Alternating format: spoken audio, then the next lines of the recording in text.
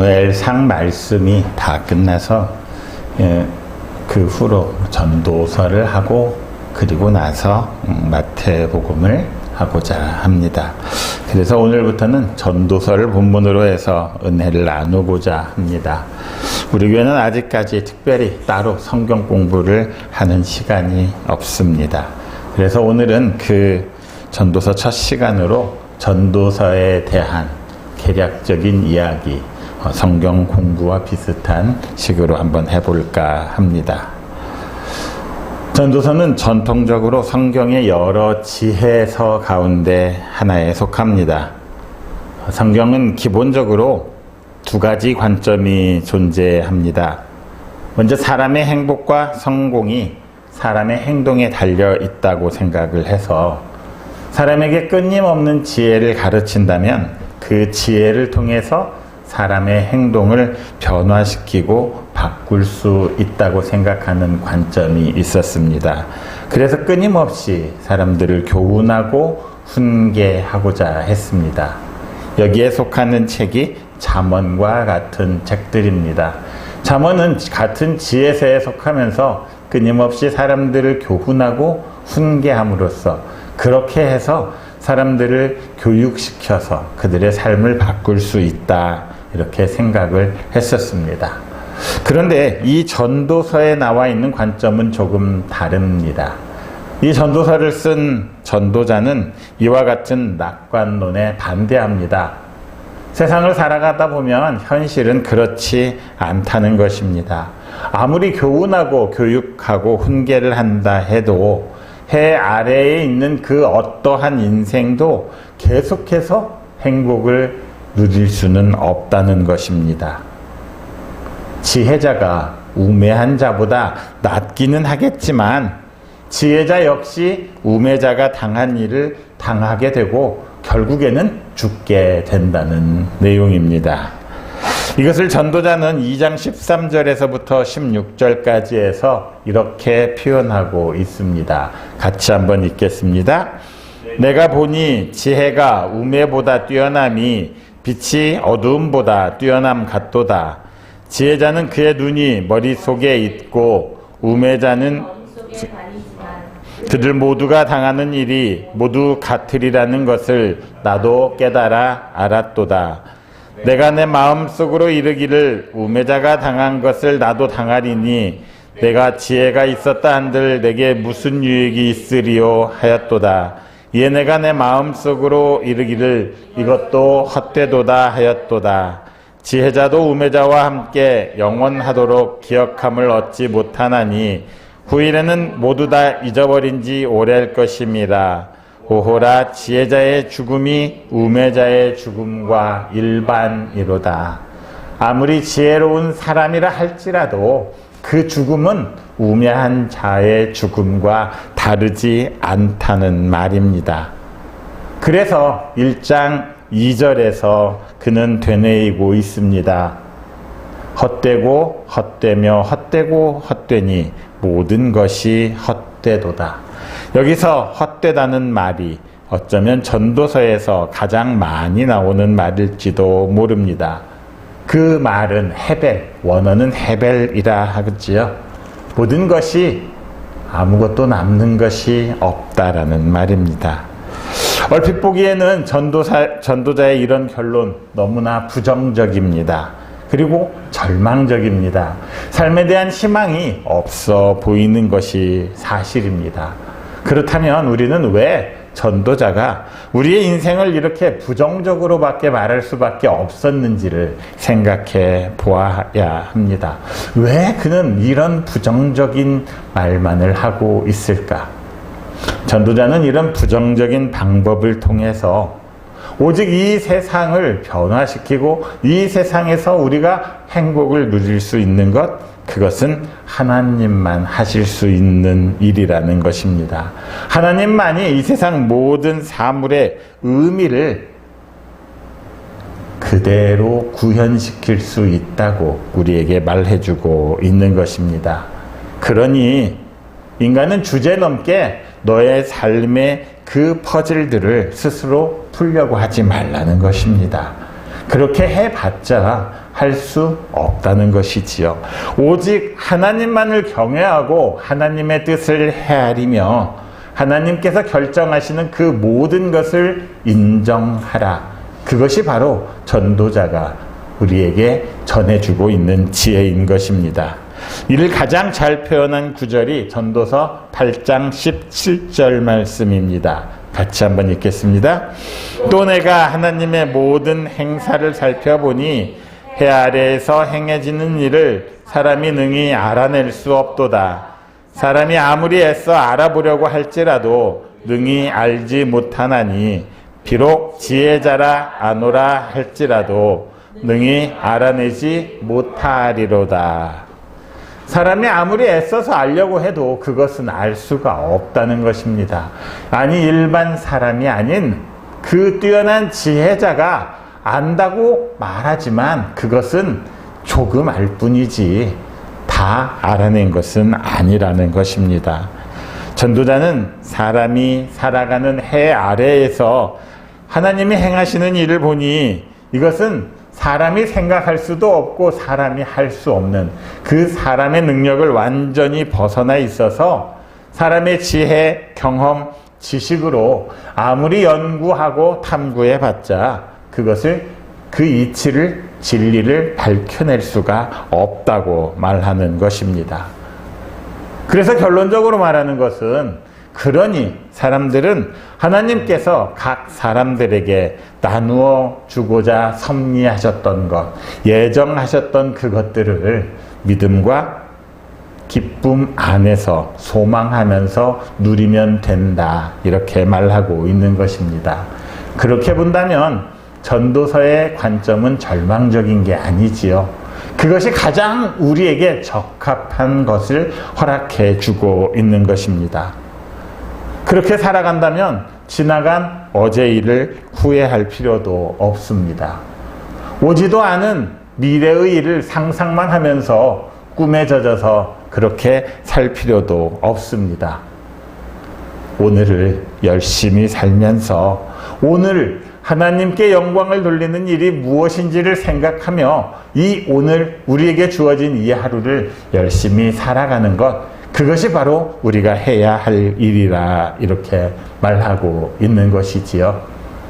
예수님께서도 마태복음 6장 30절에서 이렇게 말씀하십니다. 같이 읽습니다. 그러므로 내일 일을 위하여 염려하지 말라. 내일 일은 내일이 염려할 것이요 한날의 괴로움은 그날로 족하니라. 굳이 오지도 않은 일들을 미리 걱정하고 염려하며 속을 끓일 필요가 없다는 것이지요. 내일 걱정할 거 내일 염려하면 되는 것이고 한날의 괴로움은 그날만 하면 되지 왜 미리부터 걱정하냐는 것입니다. 걱정하느라 오늘 우리가 해야 할 일, 오늘 우리가 누려야 할 기쁨, 즐거움, 그것들을 다 제대로 누리지 못하는 것이 얼마나 어리석은 일이냐는 것이지요. 자, 그렇다면 해 아래 살아가는 사람들, 오직 헛된 것만 있는 이 세상에서 우리 사람들이 해야 할 일은 무엇입니까? 제 몫을 찾아가는 것이지요. 어떻게 해야 제 몫을 찾을 수 있겠습니까? 어떻게 해야 하나님이 행하시는 이 섭리 가운데에서 흔들리지 않고 자리를 딱 잡고 중심을 잡고 살아갈 수가 있겠냐는 것입니다. 전도자는 우리가 행할 수 있는, 사람들이 할 수 있는 딱 두 가지 길을 우리에게 제시하고 있습니다. 그것은 첫 번째로 삶에서 좋은 것을 기뻐하는 것이라는 것이지요. 2장 10절, 3장 12절, 13절, 5장 18절, 9장 9절에서 하는 말이 그것입니다. 그 좋은 것들 누릴 수 있을 때 기뻐하자는 것입니다. 걱정하다 보니 지금 기뻐해야 할 그것도 기뻐하지 못하고 염려만 하고 있는 것은 아니냐는 것이지요. 게다가 정말 중요한 것, 하나님을 경외하는 것, 그것이 우리 사람들이 할 수 있는 최선의 방법이라는 것입니다.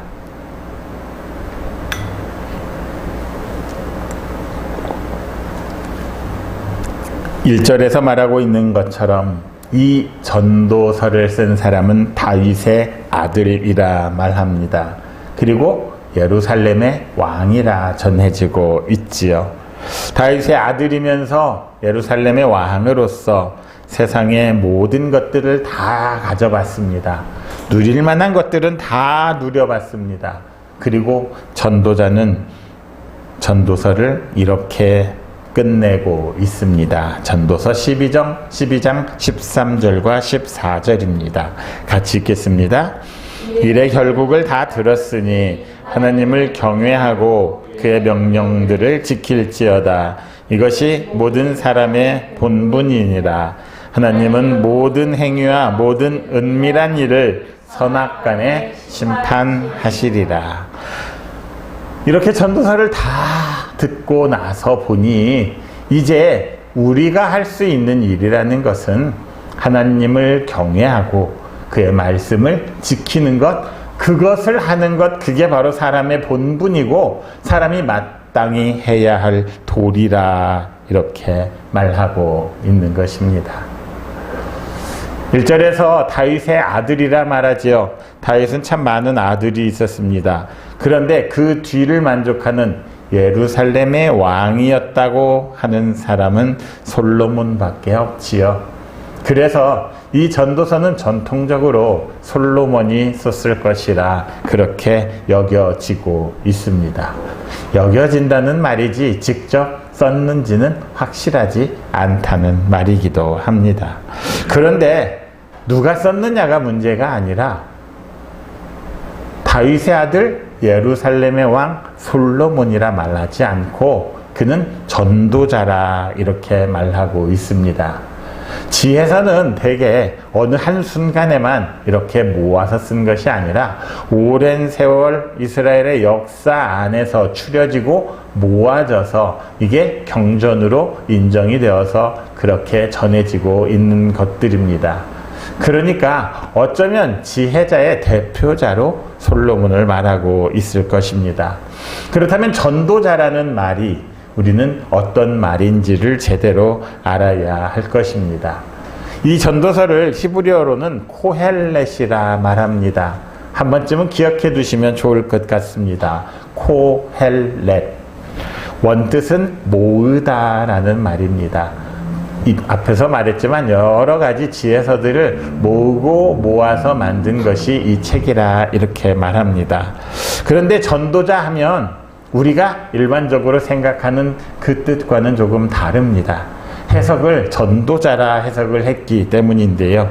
원래는 회중들이 특별한 모임이나 어떤 지혜자들의 무리들을 이끌어가면서 거기서 말하거나 가르치는 사람, 그러니까 지혜자들도 가르치고 일반 사람들도 가르치는 그 사람을 일컬어서 전도자라 말합니다. 진리를 말하는 사람, 그런 뜻이지요.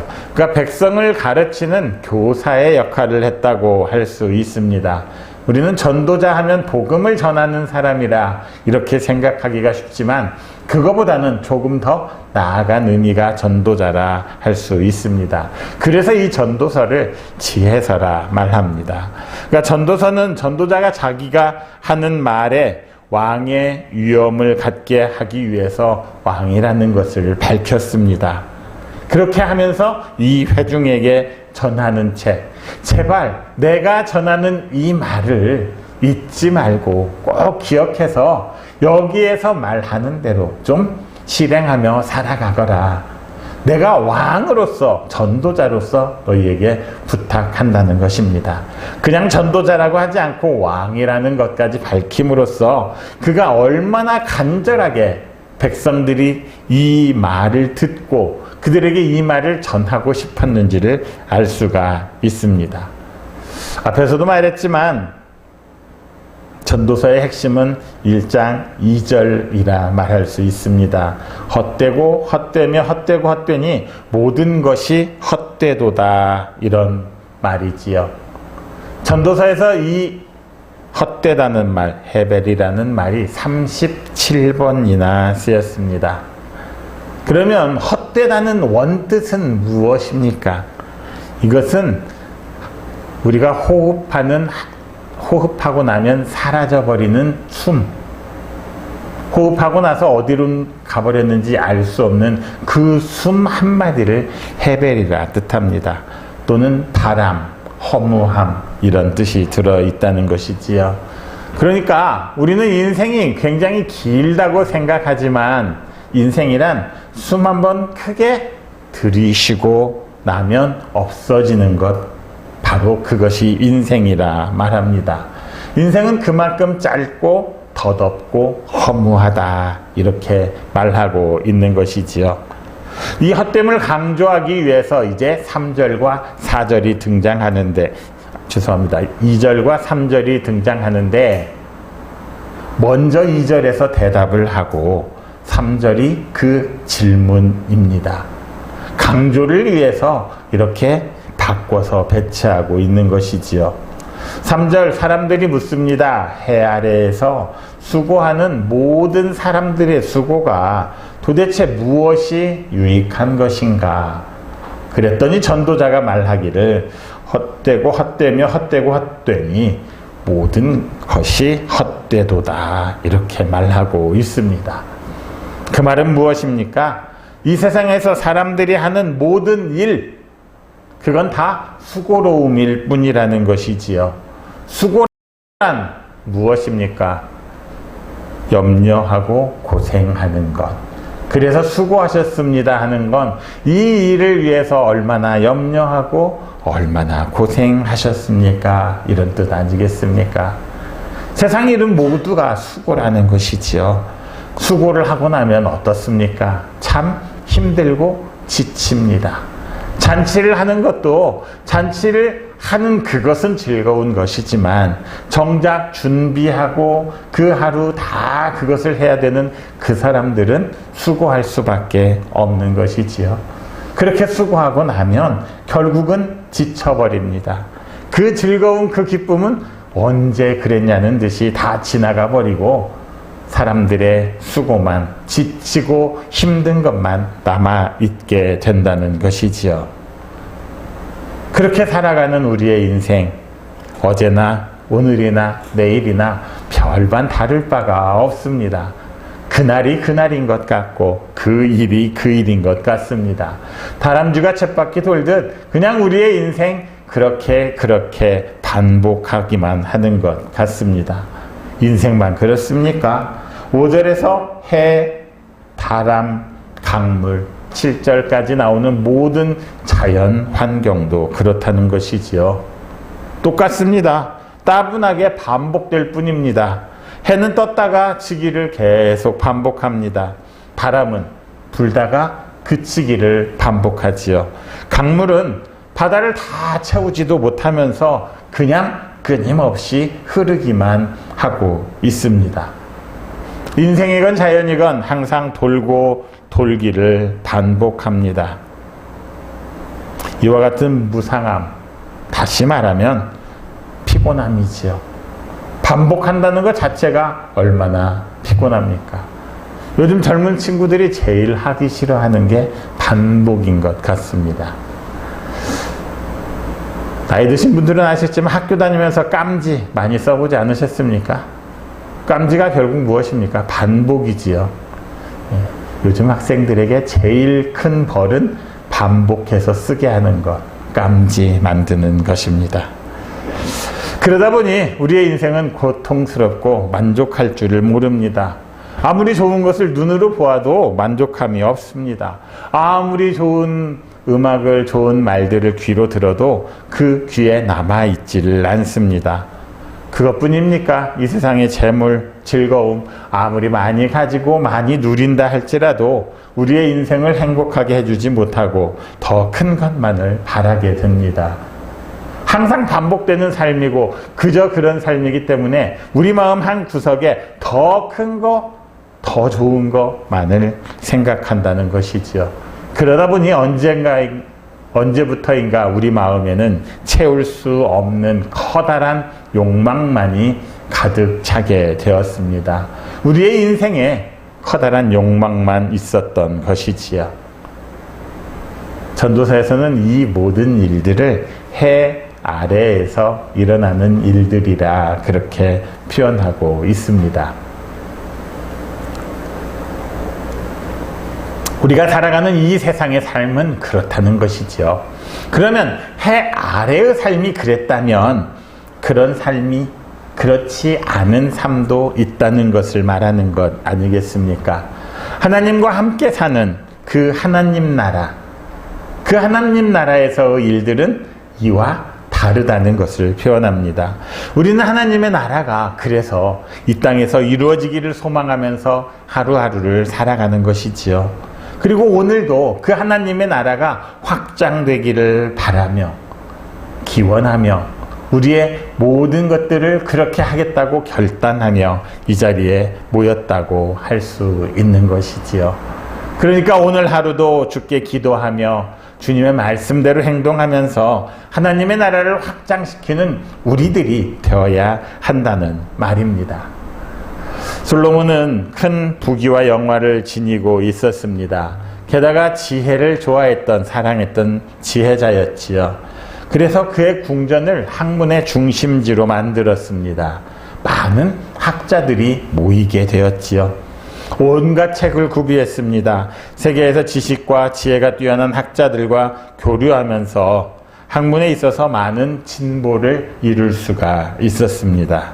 그래서 그는 13절에서 말하지요.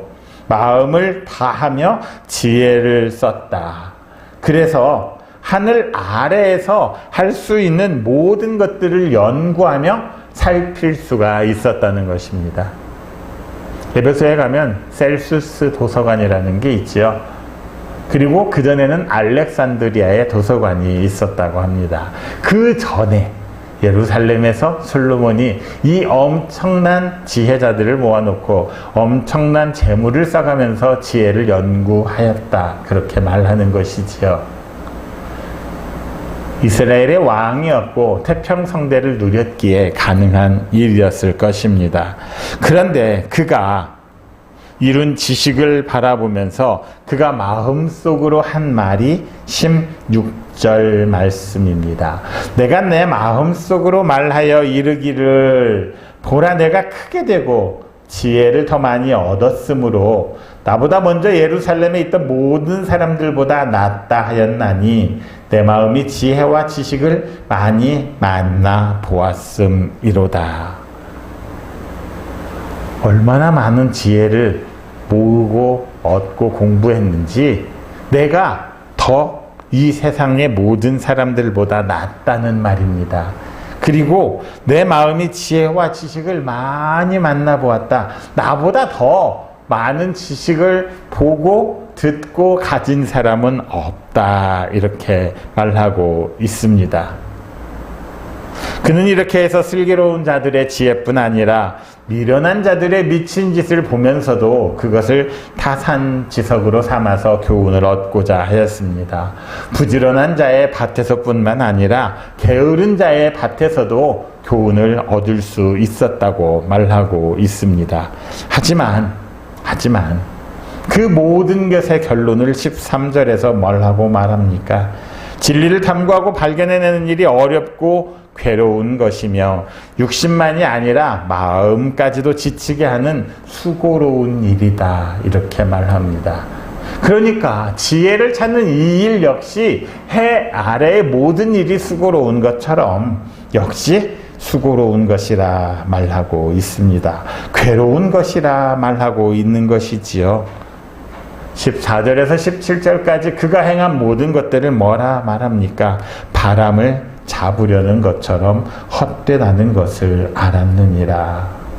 17절 이것도 바람을 잡으려는 것인 줄을 깨달았도다. 이렇게 말하고 있지요. 그가 가진 지식, 다른 모든 사람들보다 많은 지식을 가졌지만 인간의 삶에서 일어나는 수많은 고통들을 해결하는 데에는 아무런 쓸모가 없었다는 것입니다.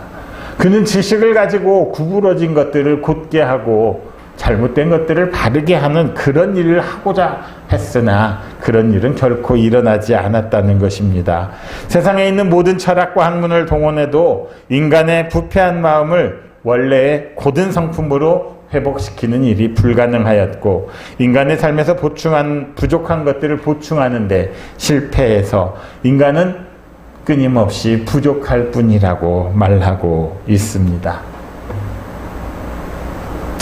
공부를 많이 한 학생들은 시험 보기 전에 아는 게 별로 없다는 것을 깨닫습니다.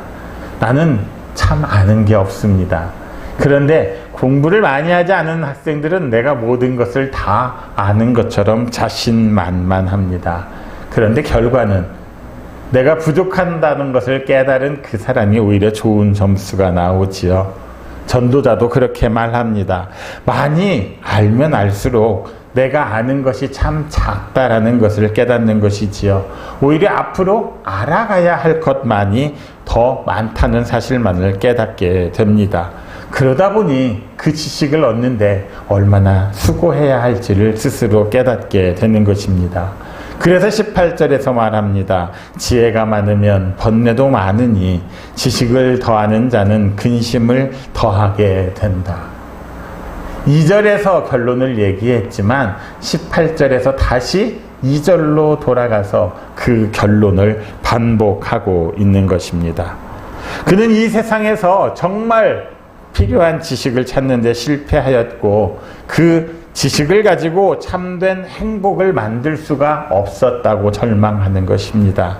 그래서 역으로 하나님을 창조주로 믿는 우리들은 세상의 지식이 아니라 세상을 아는 지식이 아니라 하나님을 아는 지식과 하나님에 대한 우리의 믿음에서 참된 행복을 기대해야 한다 말하고 있는 것입니다.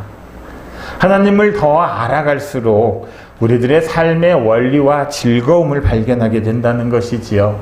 그렇게 우리의 인생은 근심이 아니라 기쁨이 점점 더 늘어나게 된다는 것입니다. 하나님을 아는 지식, 하나님을 알아가는 지식, 지혜, 그것이 바로 우리의 삶에서 우리가 추구해야 할 우리 사람들의 본분이라 말하고 있는 것이지요. 그렇다면 그 지혜를 어떻게 얻을 수 있습니까? 해 아래에 있는 모든 지식들 안에서 그것을 찾지 못하였는데 어떻게 찾을 수 있다는 말입니까? 하나님께서는 야고보서 1장 5절에서 7절을 통해서 이렇게 말씀하십니다. 같이 읽겠습니다. 너희 중에 누구든지 지혜가 부족하거든 모든 사람에게 후히 주시고 꾸짖지 아니하시는 하나님께 구하라. 그리하면 주시리라. 오직 믿음으로 구하고 조금도 의심하지 말라. 의심하는 자는 바람에 밀려 요동하는 물결 같으니 이런 사람은 무엇이든지 주께 얻기를 생각하지 말라. 후히 주시고 꾸짖지 아니하시는 우리 하나님께 지혜를 구하시고 그 지혜를 통해서 우리의 삶에서 더 큰 행복을 찾아가는 여러분 모두가 되시기를 그리스도이신 예수님의 이름으로 축원합니다.